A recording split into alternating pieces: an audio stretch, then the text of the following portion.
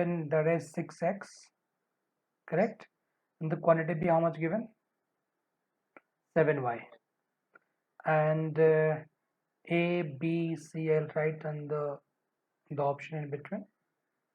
The expression is given the condition x must be more than y must be more than 0, which means negative not possible, correct? No, I can't assume negative. So let's do it. What is a good number you can assume? Okay, x equals 3. Let's plug in. How much will get here? 18. What about here? 21. 21, no? X equals 3, my dear. Y must be 2. Correct. That is 14. Wonderful. So which option can be eliminated? B and C.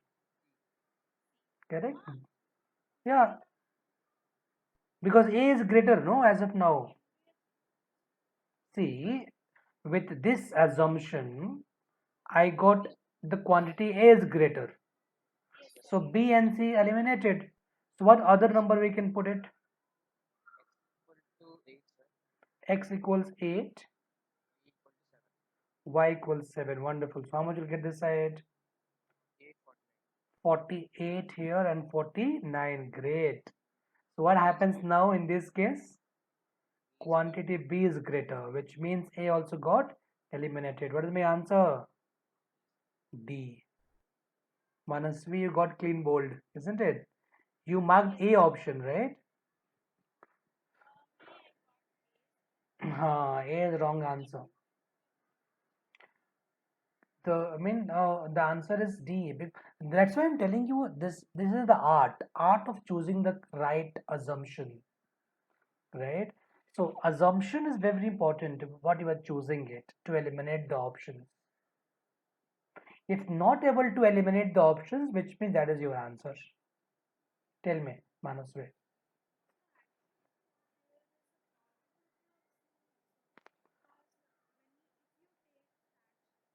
Possibility is there, but what is the question? For every value of x and y, you must satisfy the condition. You must find out which is greater. But that is not possible, no.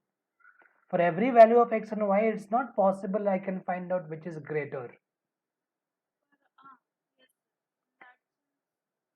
That's why the question is, that's why we are eliminating the options.